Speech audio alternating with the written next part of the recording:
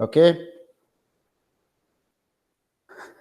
And in the last class, I think I have discussed up to checking a given number is prime number or not. And I have asked you to write the algorithm for checking the given number is prime number or not. I hope everyone would have done.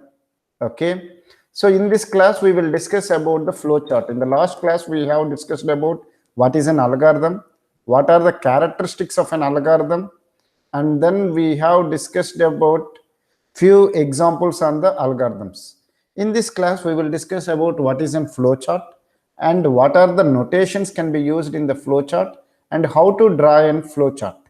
Now we have discussed about an algorithm. Algorithm is a step-by-step procedure where the instructions need to be executed in a certain order to get the desired output.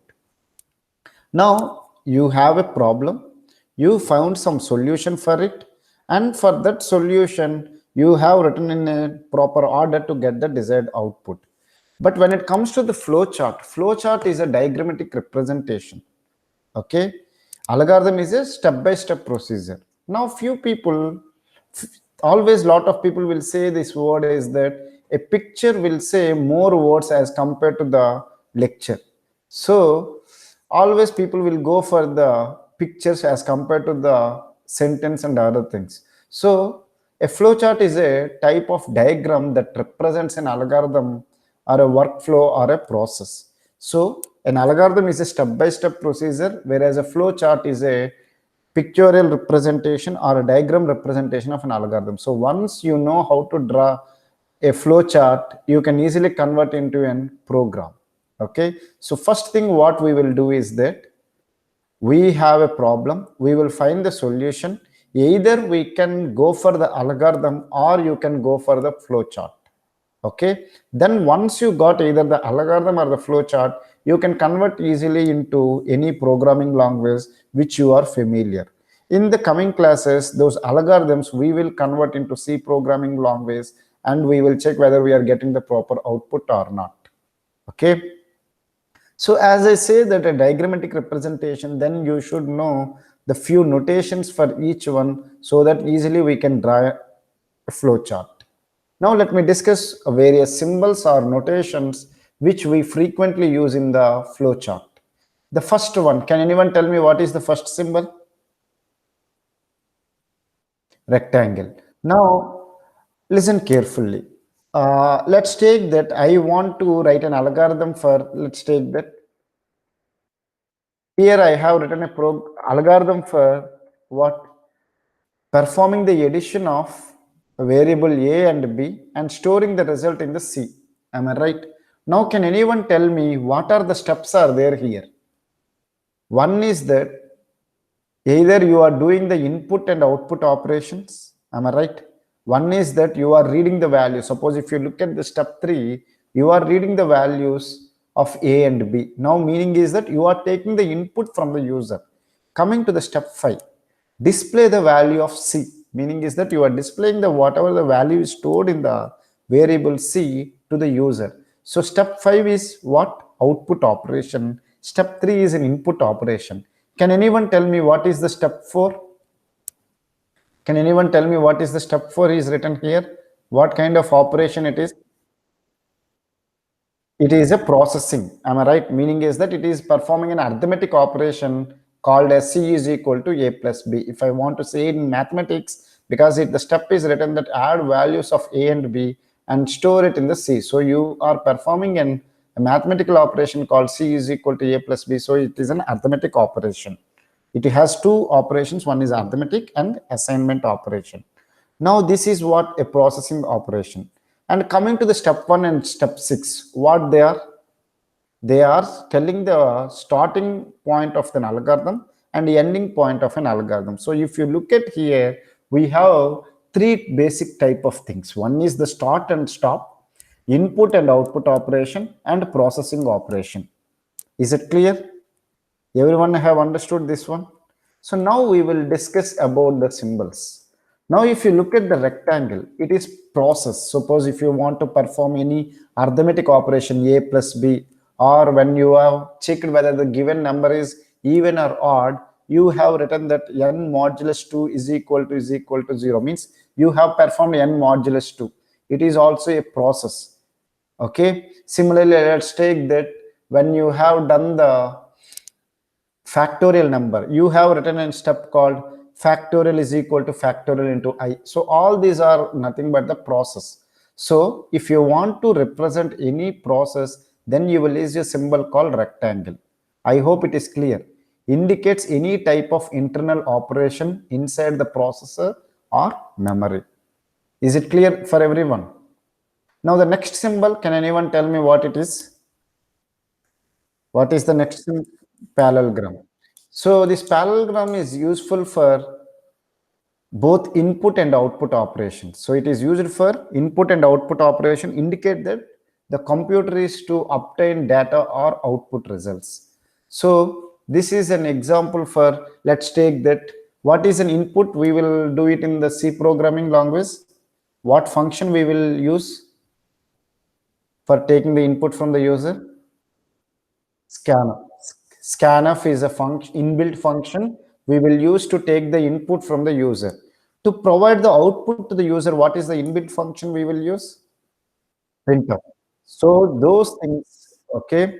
So those things will come in the parallelogram symbol. Okay. Suppose if you want to take input, if you want to represent it as a diagram, you will use this symbol. Now, coming to the decision. In the one of the C program, we have written a condition called if n modulus 2 is equal to 0. In which program we have written this one? To check whether the given number is even or odd, we have written a statement called if n modulus 2 is equal to 0, then you would have written a step called printf the given number is even, else the given number is odd. This is the what the program you have written last week. Am I right or wrong? So these if conditions, okay, or else if, else, all these decisions means a decision will be true or a decision can be a false based on the condition, because what is the condition is there, that expression you will evaluate. If you get it true, you will execute the steps which are there in the if block. If it is false, you will execute the statements which are there in the else block. So those kind of instructions you will write it in the using the symbol called decision, which is what symbol it is? Rhombus. That's good. Okay, is it clear? Used to ask a question that can be answered in a binary format, yes or no, true or false. Okay, each one in the example I will discuss, don't worry. First let me discuss what are the symbols and what is the use for them. Now connector. Now this connector is useful. Suppose let's take that you have written a very lengthy algorithm. Okay, something I have given to you. Okay, that algorithm you have written. Now you want to convert that algorithm into a flowchart. Okay, now while you are drawing that flowchart, in one page you could not able to finish it. Then in the second page you need to draw it. Am I right or wrong? Remaining part you need to draw it in the second page. That is what we will do. Am I right? Now if you want to connect the first page and second page, then you will use this connector. At the end of the first page you will use this connector, and at the starting of the second page you will again use the connector. How many members have understood? How many members have understood this connector? Okay. Now you have the next one, predefined processor is used to invoke a subroutine or an interrupt program. So whenever you write a functions, then we will use this predefined process. Okay. When I will discuss about the functions, you will understand about them in a better way. Okay. We in operating system or other computer science technology, sorry, terminology, we will call it as a subroutine. Okay. Now a terminal means when we are discussing about an algorithm, the step one we have written it as a start, and the last step we have written it as a stop. So the terminal, so whenever the flowchart is starting, you need to represent this terminal, and whenever the flowchart is ending, again you should have this terminal. Similarly, remember one thing, because an algorithm is what? The finite steps of procedure. Am I right? An algorithm should be finite. That is one of the important characteristic of an algorithm. So similarly, a flowchart also should end. Now, these flow lines are nothing but the connectivity. Is it clear? Means when you are writing about an algorithm, you are writing like step 1, step 2, step 3, step 4, like that. So you should have a flow. Similarly, a flow chart should also have the flow. So then you will use these connected lines. It will show the direction of flow. Is it clear? How many members have understood these basic symbols, such as this rectangle? When I will discuss about the functions, I will discuss about that one in detail. Then connect, yeah. Tell me about connector. What is the problem? Hello.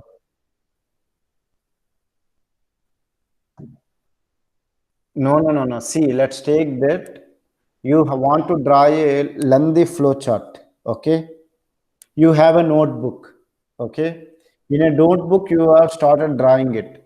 You will start from the starting of the page and it will go up to down. Am I right or wrong? And the remaining thing you want to draw it in the next page.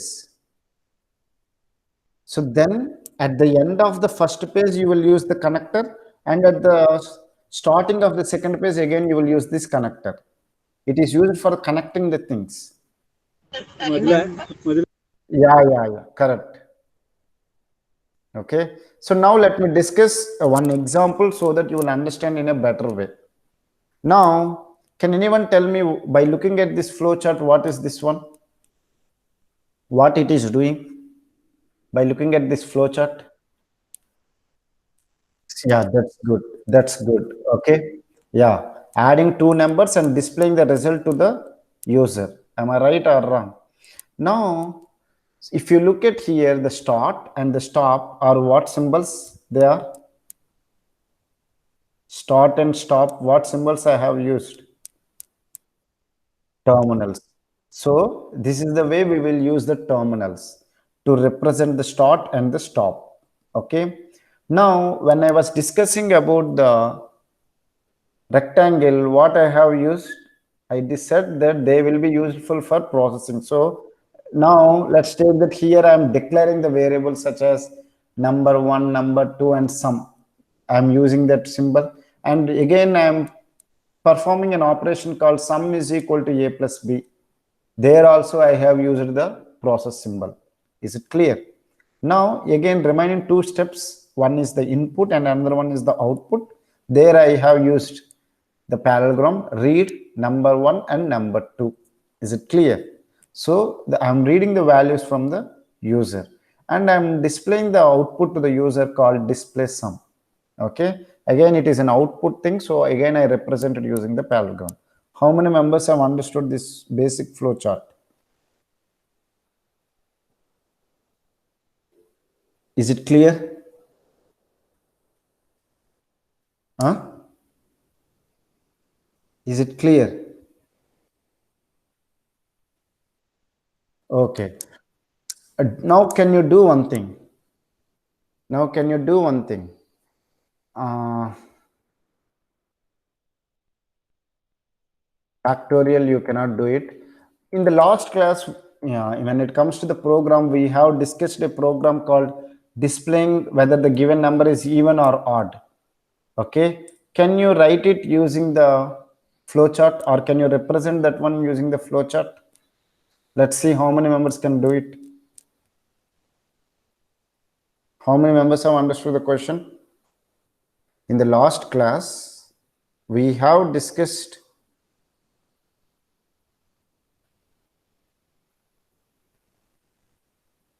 Sir, will you please repeat it, sir? Yeah, I'm writing here. The diagrams. Diagram, you want to note it down? Okay. No, sir. I lost my connection and again I joined, sir. That's why. Okay. Is it clear now? First, next one, sir. Upper one. This one. Yes, sir. I will send the PPT, that time you can look at it because I don't want to disturb the flow of entire class. Okay, sir. Okay. I'll send the PPT and I will send the recorded lecture. You can look at it. Okay, Okay. sir. Okay, sir. Yeah, tell me.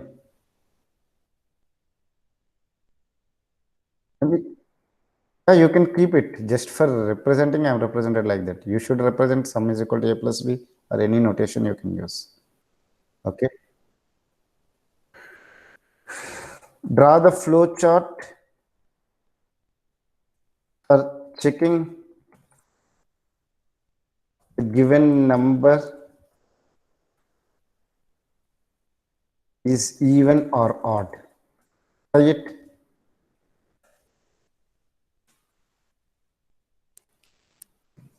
I will even provide the hint for you.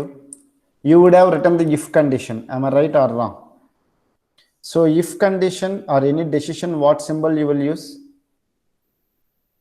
What symbol you will use? Rhombus. Okay. 1 second. I'm trying to find the symbols where I will get the shapes. Okay. So you will write, draw a rhombus. Inside this one, you will write that if condition. Means n mod. You no need to write the keyword if. You can simply say that n modulus 2 is equal to 0. Okay. If it is true, then you will write like this. Let me insert the lines where I can find. Yeah. Okay.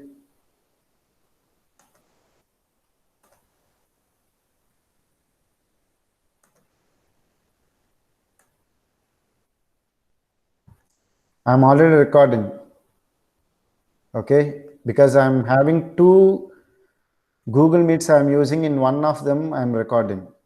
But why I'm not recording in your Google Meet is that the problem I am facing is that the person who has joined first to the class, the meeting is going to his drive. Okay. Whereas if I use the second link, it is coming to me.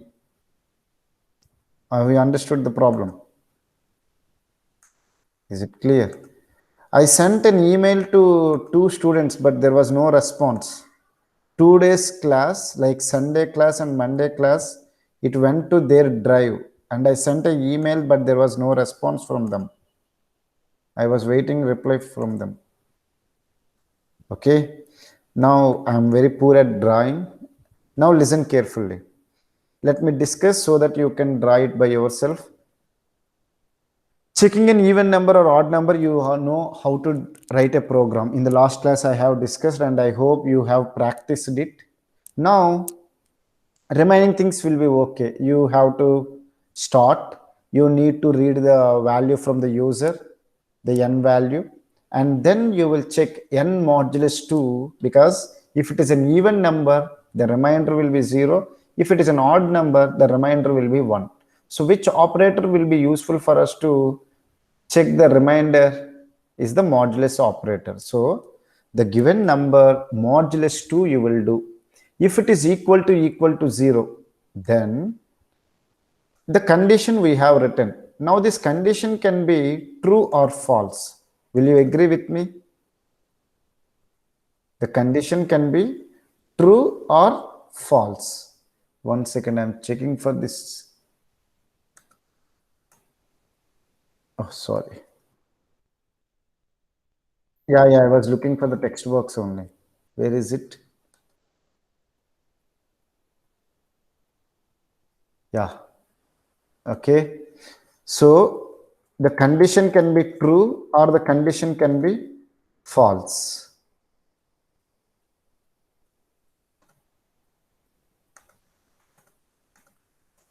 Why I'm not getting here the text box? Okay. So this side, otherwise you can write it. This is true, or this side it is false. If it is true, what you should do? Can you tell me? If it is output, what it is? Output, out, output is what? The given number is odd number. Oh, sorry, even number. If it is false, what you will do? If it is false, what you will do? The given number is odd number, you will write. Am I right? Now, once it is done, what you have to do? Can you tell me? Once it is done, what you need to do? Yeah, yeah. Stop, you need to do. So, this now, please listen carefully. Please listen. Now, listen carefully. You have checked the condition. If it is true, you are printing something. If it is false, you are printing something.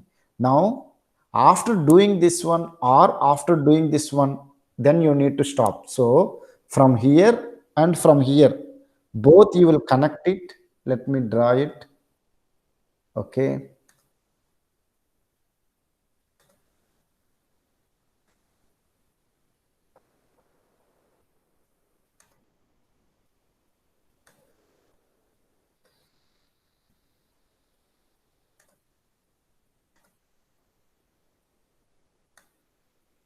Okay. Then you will both connect like this. Now, at the down, you will again connect, and here you will stop. You will write a terminal symbol. Is it clear? After this arrow, you will use the terminal for stop. How many members have understood? Is it clear? Everyone could able to draw it. My drawing is very poor. I hope you have written drawn in a proper way. Is it clear? So you need to what? Because the thing is that after printing the given number is even or after printing the given number is odd, you need to stop it. Am I right? So if it is false, you will print this one and come to the output. If it is true, you will print this one and come to the output, any one. Am I right? Is it clear? Suppose let's take that. Simply I will tell you. You have went to the mess. Okay. You will go to inside the mess and you will see the menu. Means what are the items are there. If you like those items, you will eat it and come outside. If you does not like the items, without eating you will come outside. So anyone, whether you are eating or whether you are not eating, after some time you will come out from the mess. So similarly here, if the condition is true, I am doing something and coming out and I am going to the stop.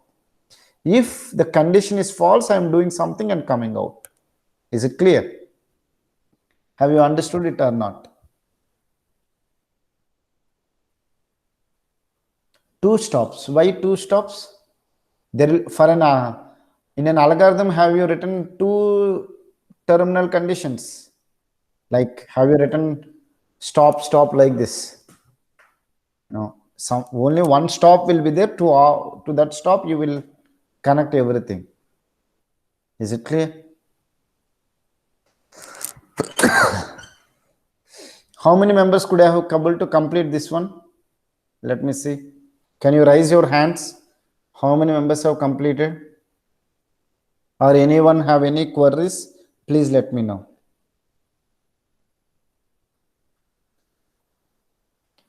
Okay.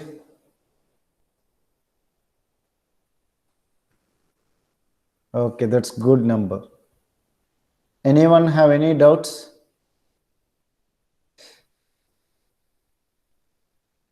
And remaining one, like we have discussed the programs, like just now I have discussed about if and else, but even we have multiple ifs.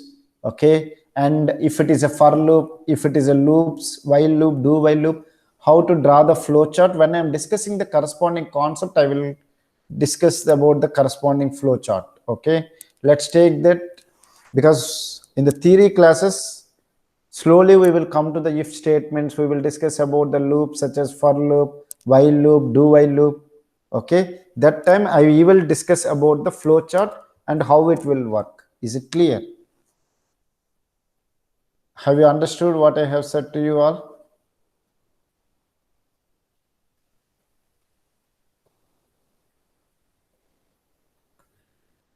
Nikhil, ఈ link అయిపోయిన తర్వాత second link లోకి వెళ్ళు, సరేనా?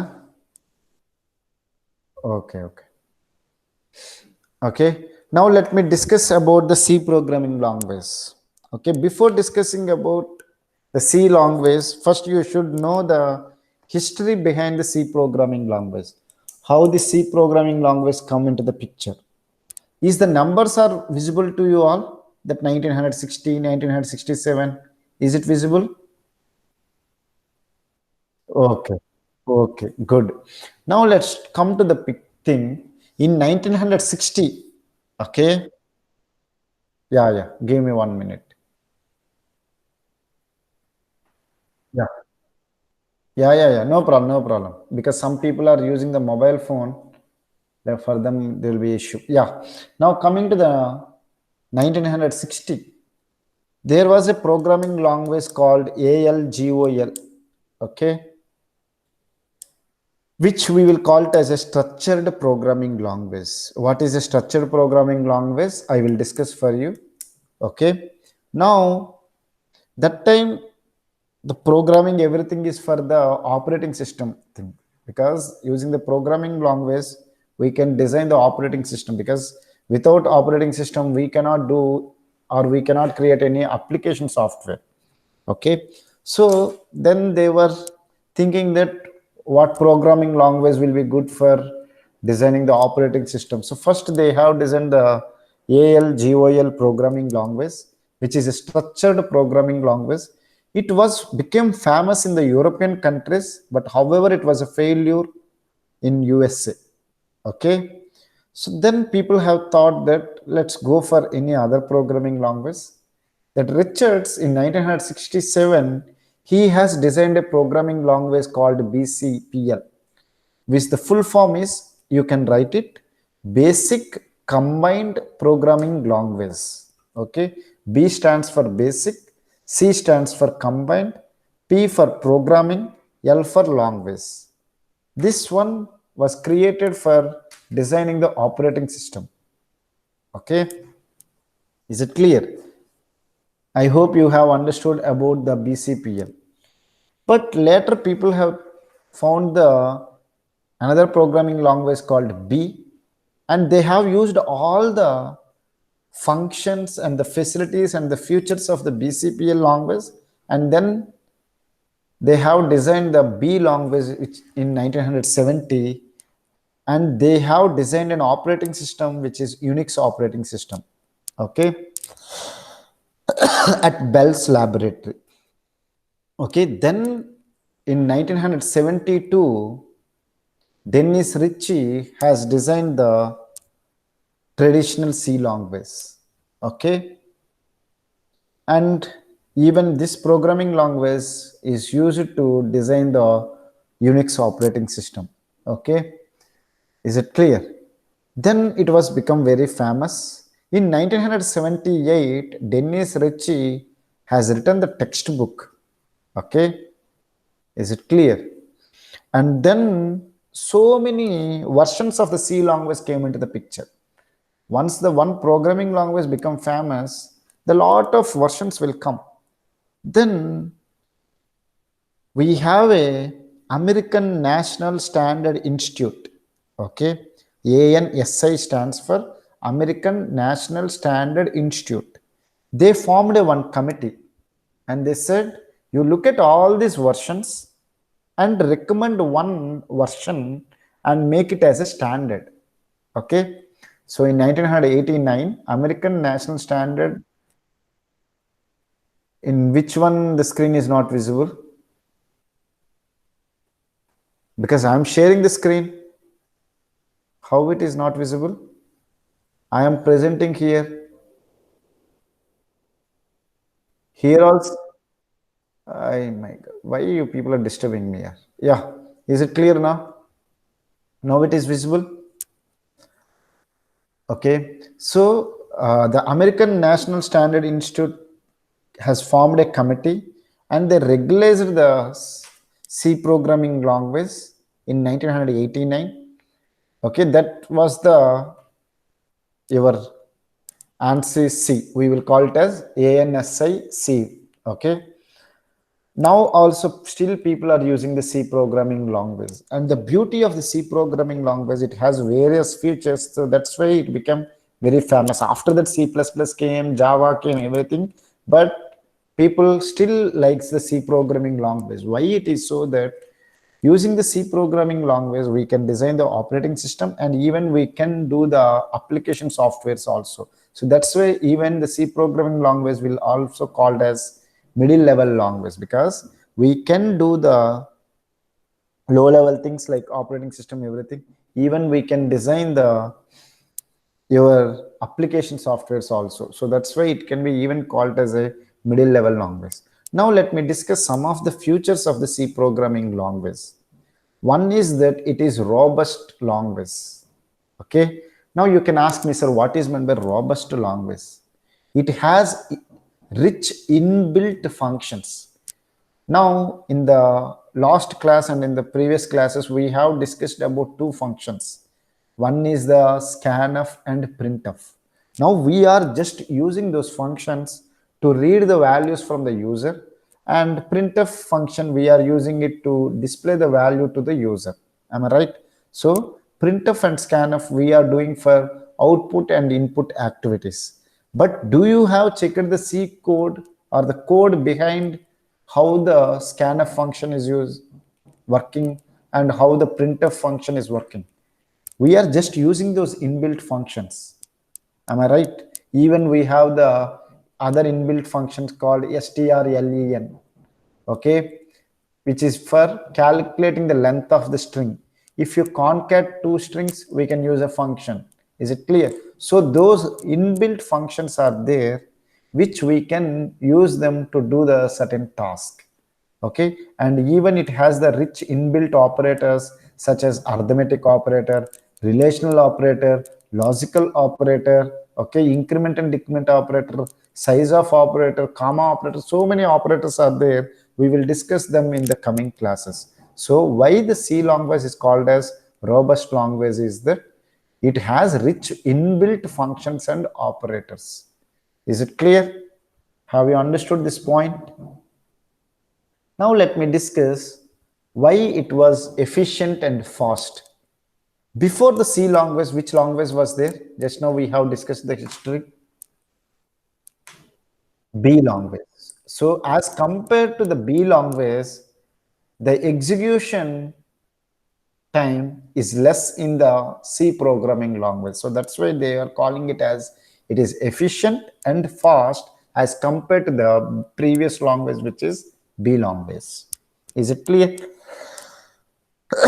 Now let me discuss another feature called highly portable. Now let me discuss one thing. We have discussed the C programming language to print your name, or we have discussed the C programming language to what you call to perform the sum of two numbers and display the output to the user. And even we have written a program to check whether the given number is even or odd. Now I have written the basic C program. Okay, and those who are using the Mac operating system, those who are using it in different applications, like someone is using the Windows, someone is using the Linux operating system, someone is using the Mac operating system, are you changing the entire code?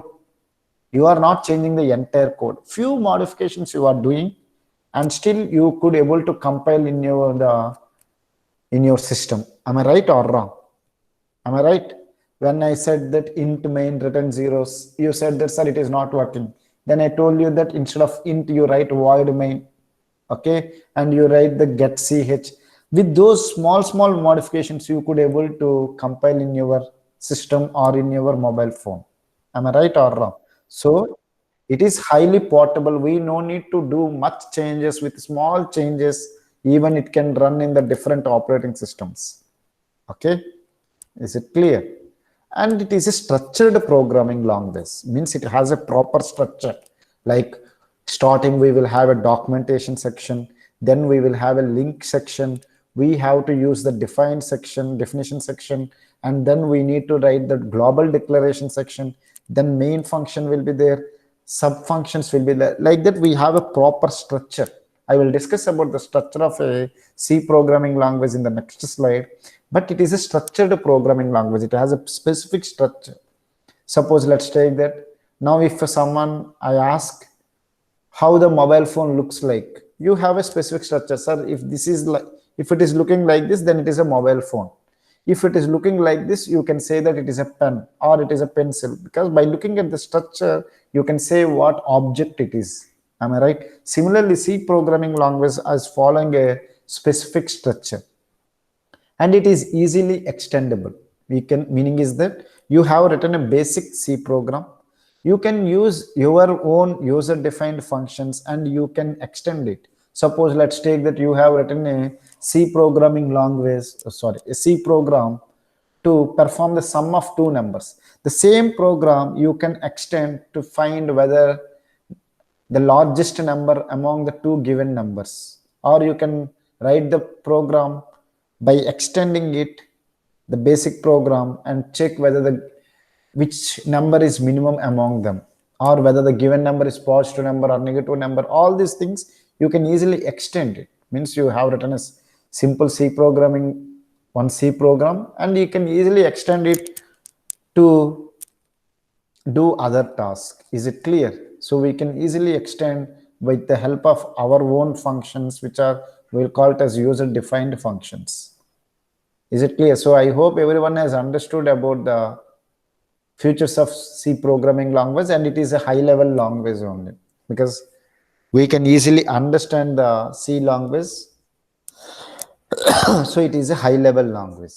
So I hope you have understood the features of C programming. If anyone have any queries, you can ask me.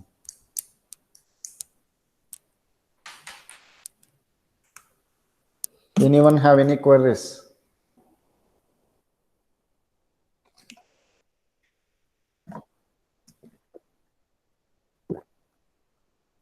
Means you are saying that system programming. Yeah, yeah. Yeah, that's what I'm saying, that it is a middle level language. We can do both the things. Even you can design the games also, basic games using the C programming language. And even I'm saying the operating system is designed. The initial Unix operating system at Bell Laboratory, they have designed using the C programming language. Okay. Okay. Now let me go for the next slide. I will discuss about the structure of a C programming. Okay. Now let me discuss that we have various sections. One is the documentation section. We have the link section. We have the definition section. We have the global declaration section. And you have the main function, and you have the subprogram section or the sub functions. Okay. Now let me discuss each one in detail. Now documentation section.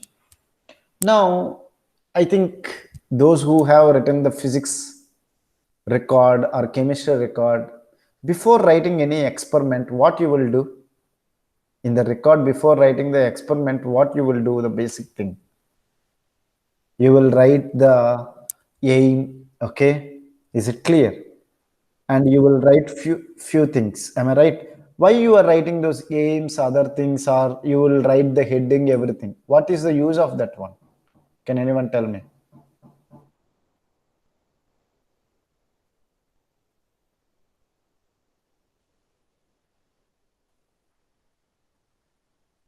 Yeah, yeah, correct. Am I right? Now this documentation section will be useful for you. Suppose I want to keep a heading. I am writing a C program, but on top of that one, I want to keep the heading. This program is doing this task. Okay. Or on this date, this program is created, or the author of this program is this person. Like that, you want to create one document. Okay. Then you can use it at the start by using the comments. Okay, we have the single line comment and we have the double line comment. Already I have discussed with you all how to use the single line comment and how to represent the double line comments. If you want to represent something in the single line, then you will represent like this. Suppose if I want to say single line comment, then I will write like this. If it is a double line comment, I will represent like this.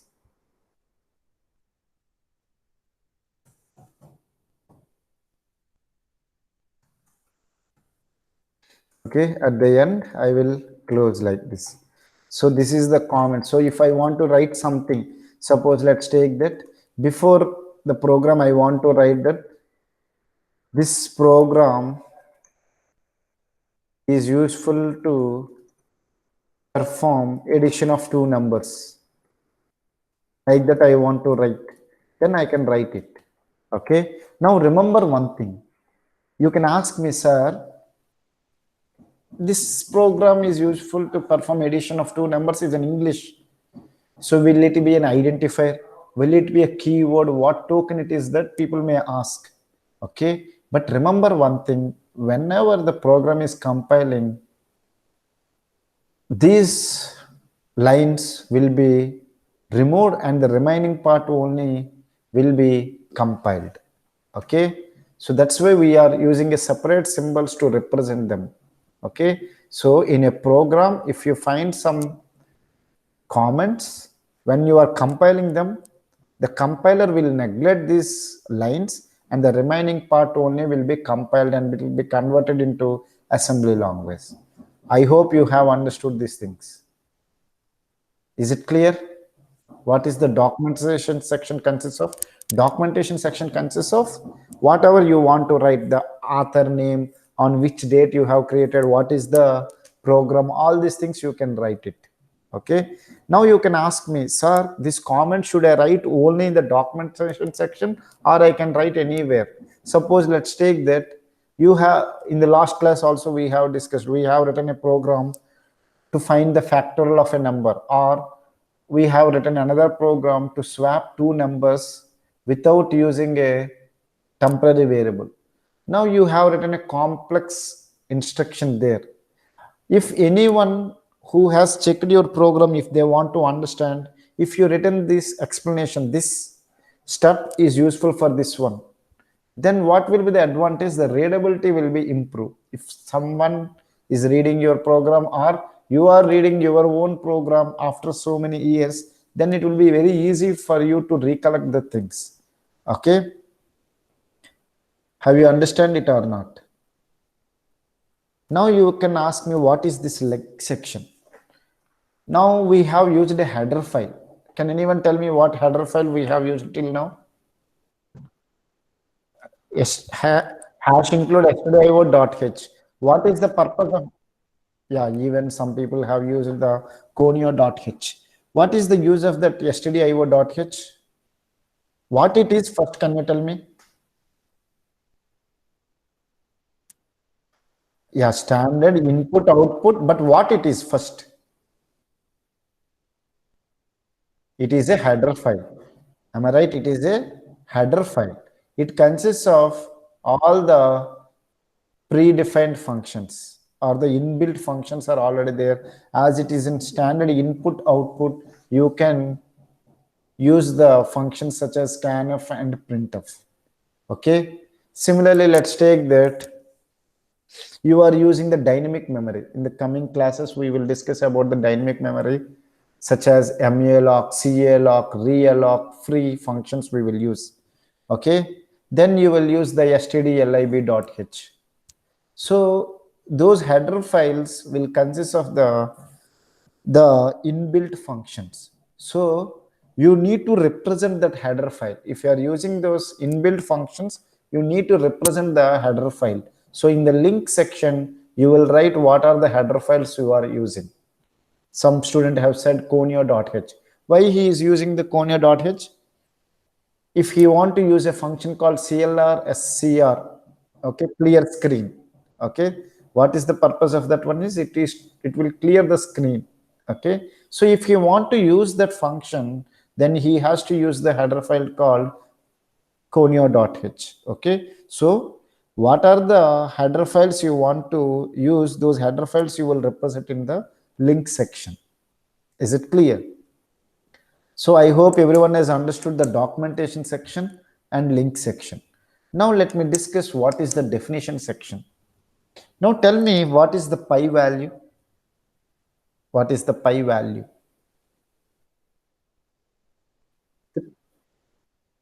Yeah, 3.3.14 something. Will the pi value will change anytime? It is constant. It is constant. Am I right or wrong? Am I right? So those constants, if you want to define in the program, okay, those values will not change. Then you will write hash define pi 3.14. Okay, you should not use any equal or semicolon anything. You just need to write hash define pi 3.14. Now you can ask me what is the use of this thing. Sorry for the call. Okay, so hash define 3.14. Now you can ask me, sir, what is the use of this one?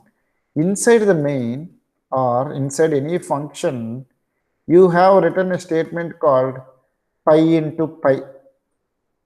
Okay, something, some c is equal to, you have written pi into pi, then automatically 3.14 into 3.14, it will perform the multiplication and it will give the result for you.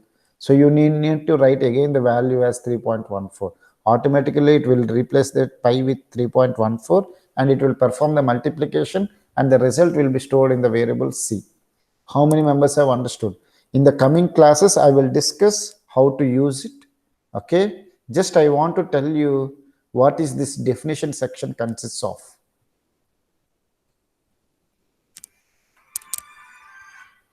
Okay, how many members have understood this definition section?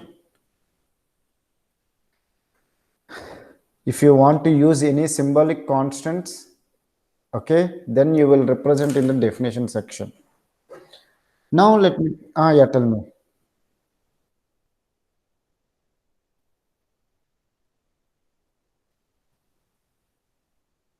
3.14. Then if you display this value, then there will be little bit change, because see, when you are multiplying 3.14 into 3.14, it will be different. If you are multiplying 3.1428 into 3.1428, there will be little bit difference in the decimal part. Is it clear? Is it clear? The simple mathematics, what we are doing, the computer also will do. Okay, yeah. Now let me discuss what is this global declaration section. Yeah, I think the Supreme Court has to do something with this credit card people here. Okay, sorry for it. In just 5 minutes, 3 credit card companies have called me. I don't know how they are getting my numbers. Okay, sorry for that one. Now let me discuss about this global declaration section. You will understand we have various types. Suppose we have the local variables, we have the static variables, we have the register variables, and then we have the global variables. Now I will tell you one simple thing. Okay, now let's take that you are writing several functions. Main is a one function, and then you have written user defined function. Okay, now inside the main you have declared the variable called main. Sorry, inside the main you are declaring a variable called a. Then what is the life or the scope of that variable is that only inside the main function only. Outside the main function you cannot use it. Okay, now to make you understand, let me discuss with a simple example. Okay, don't ask me what is these things, all these things, just to make you understand I will discuss. Okay, you have a main function. Okay, you are writing some steps, and then you have defined some function called add, which is a user defined function. What it is doing we are not worrying right now. I want to tell you that we can also declare or define some functions. Those functions we'll call it as a user defined functions. The name of the function, it is our choice, but we need to follow certain rules. All these things we will discuss later. Now let's take that I am writing int a. Okay, now can I access that variable a inside this one, inside the main function, add function? Let me dis let me discuss again. Okay, now listen carefully. This is not capital I because it is PPT, so it is coming the first. Letter is capital letter. Yeah. Now let's take that main function is there and add function is there. Add is a user defined function. Now you have declared a variable called a whose data type is inside the main function. Now, as it is a local variable, it can be only accessed inside the main function. Outside the main function, you cannot access it. Is it clear? Now, outside the main function means add is another function. Now, this variable a, I am accessing outside the main function. Now, I cannot access unless until I redeclare it in the add function. Is it clear? Now, let me discuss one simple thing. Here I have written int a is equal to 20. Okay. The same printf percentage d a I have written here. Now listen carefully. What is the values it will print?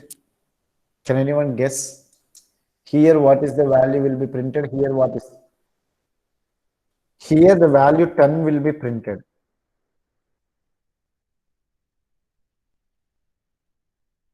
Yeah, that's good to hear. Okay. Is it clear? Now let me tell you one simple thing. Okay. Now listen carefully. I am removing this int a is equal to 20. Okay. Now if I am trying to do it, what will happen here?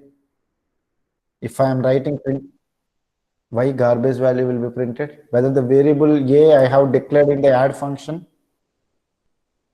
Does I declare the variable a? It will give an error. Why it will give an error? Because without declaring the variable a, you are trying to use it.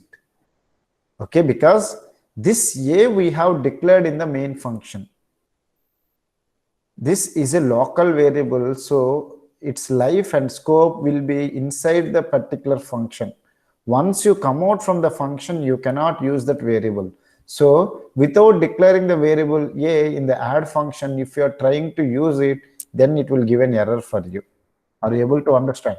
Now let's take that I want have a variable a. Before writing the program, I know that I want to use that variable in the all the functions in the program. Okay, in a program, in several functions are there. In several functions, I want to use this variable a. Then I will make it as a global variable. If I make it as a global variable, I can access it in the entire program. What is the meaning of the entire program? I can use it in all the functions. Okay, is it clear? How many members have understood this point? Okay, suppose let's take that. I will tell you simple example. I will discuss this one with a simple example so that we will stop this one, and in the next class we will discuss the remaining thing. Okay, now let's take that your father has purchased a TV in your home. Who are the people can use it?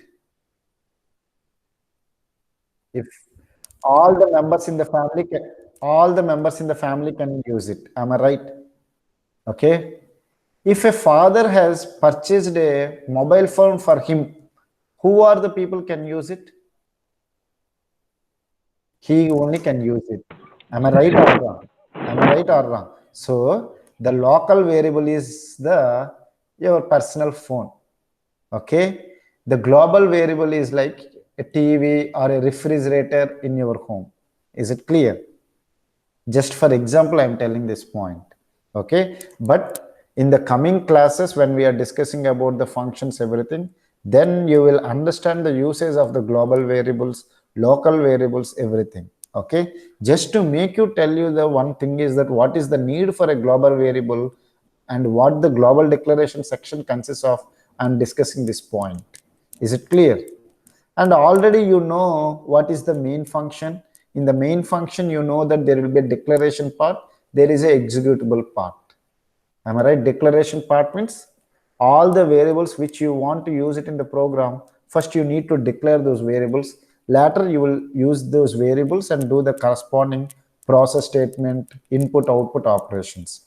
And then we have the subprograms consist of user defined functions. So I hope everyone has understood the structure of a C program. Is it clear? Yeah. If in, yeah. 1 second. Let me stop recording. Okay. And let me stop sharing the screen. And then you can ask the doubts, whatever you have. Sir, what about attendance today? Attendance, I already told you everyone that